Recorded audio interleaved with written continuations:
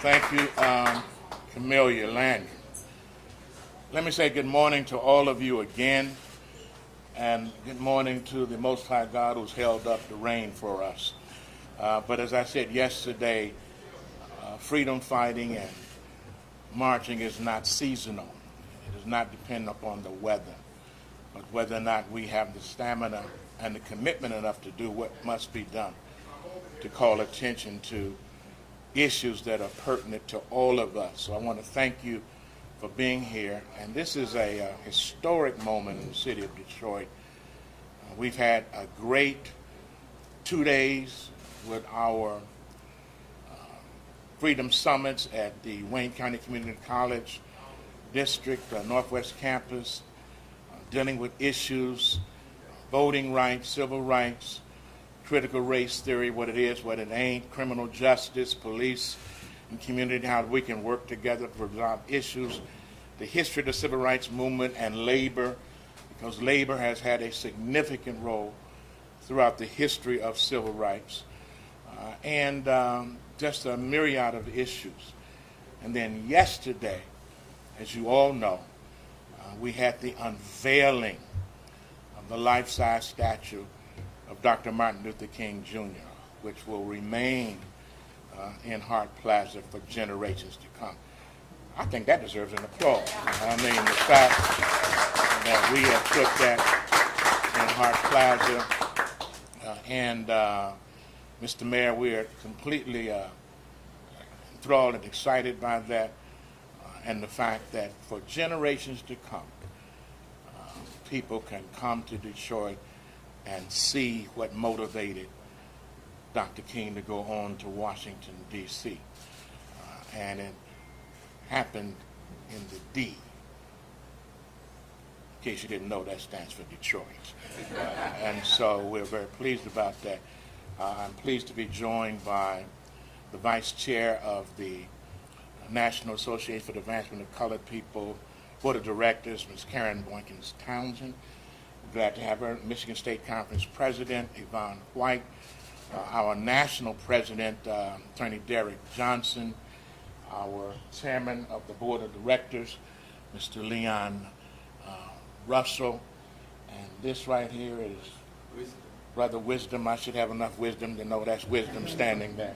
Behind me is the new international chairman of the president of the UAW, Mr. Sean Fain, who is the senior community chair for all of this, for this march. And we appreciate him for stepping up. I see Ray Curry, who's retired now, and Sean has stepped up. Thank you, Ray, for what you have done with us here. Cannot overlook that. And I appreciate Sean, who is taking it to another level. We look forward to working with him in an even greater capacity. To Sean's left is, of course, you can't miss him as tall as he is. He's the Lieutenant Governor of the state of Michigan, Garland Gilchrist. To his left is, of course, the mayor of our fine city, Mayor Mike Duggan. And to mayor's left is from Ford Motor Company, Mary Cullen.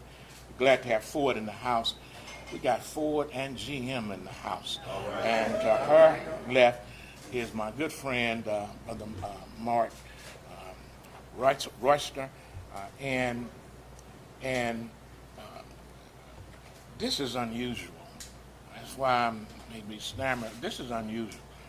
I can't remember when I ever seen Mark at a march for civil rights. So it says something about Detroit and merit. So thank you, Mark, for being here.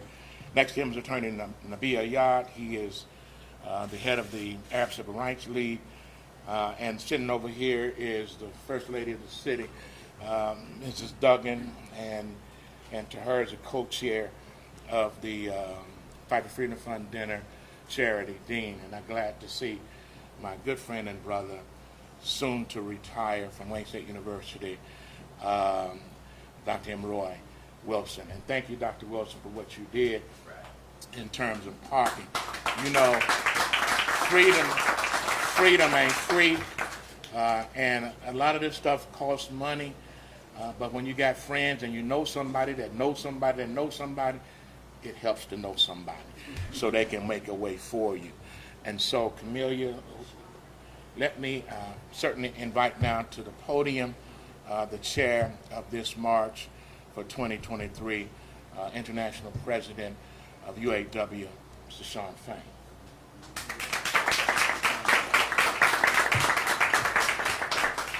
Thank you. Just really want to take a moment to say what an honor it is to be able to serve as chair of this great hallowed event. And just really, going back, I mean, I was here 10 years ago, standing with many of you, we're family. The UAW and civil rights movement, organized labor and the civil rights movement are inextricably intertwined. As one goes, so does the other.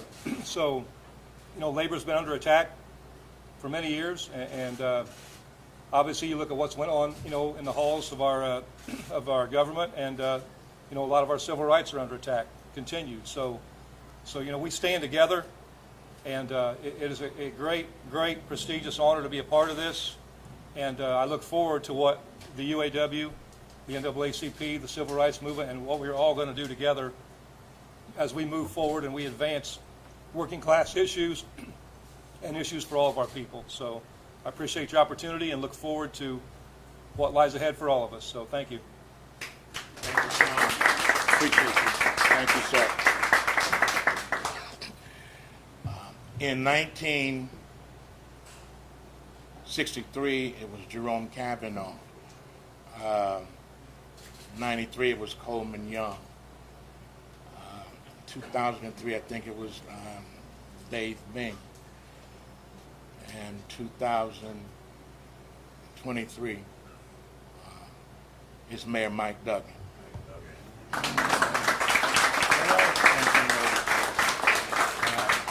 Well, I just want to congratulate Reverend Anthony and the NAACP for what has been already a remarkable weekend of unity.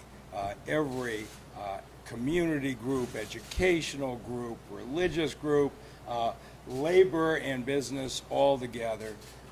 This is what makes this city strong, and I'm looking forward to an historic day. Thank you, Reverend.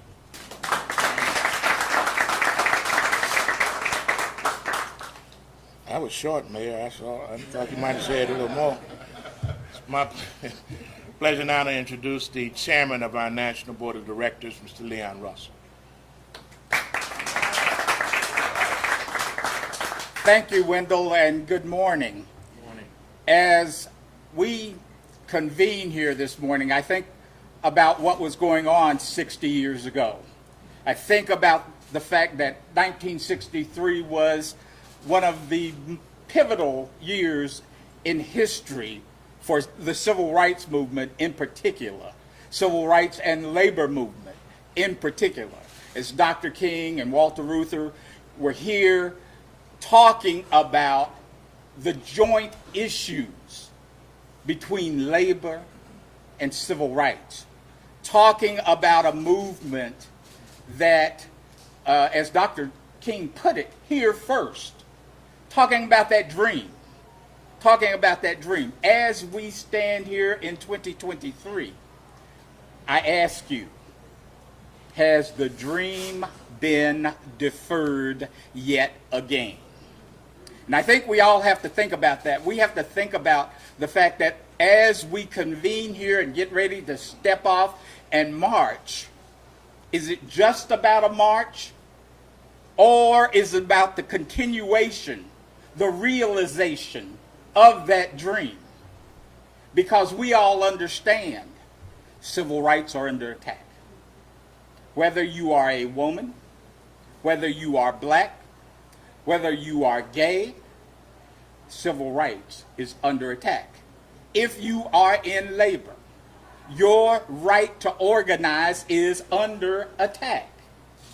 And so as we stand here on this day, talking about commemorating what happened 60 years ago, are you prepared to say to yourself, I am committed to making a difference today? Because as important as that speech was that Dr. King gave here 60 years ago. What's more important is what he wrote as he sat in the Birmingham jail. Yeah. What he said. Are we going to sit silently? Are we going to say nothing in the face of this attack on civil rights, labor rights, on people in general? Or will we take a stand?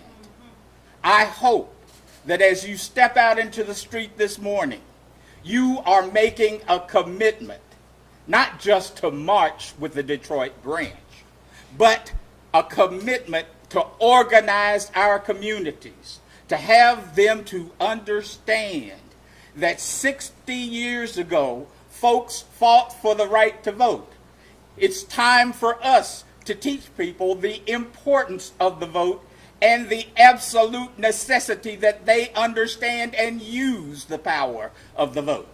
And so I'm pleased to be here with the Detroit branch this weekend. I look forward to seeing us use this as the launching point for our work in 2023 and 2024 to make sure that we preserve and move democracy forward, that we protect civil and human rights, labor rights, that we work to lift people rather than continue the spiral of hate and bigotry that emanates from certain parts of our community.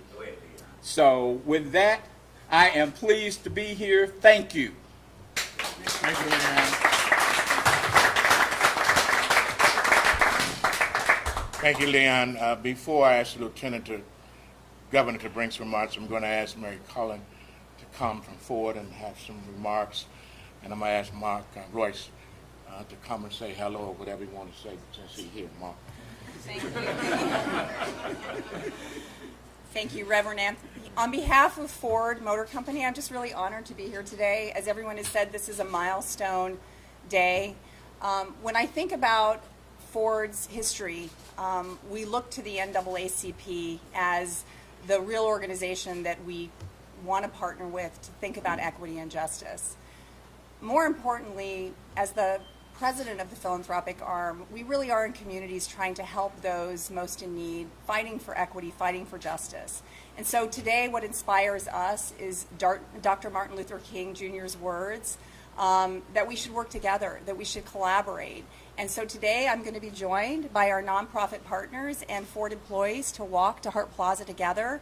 And I hope his words continue to inspire us to work together to really fight for freedom, justice, and equality for all. Thank you so much. Thank you.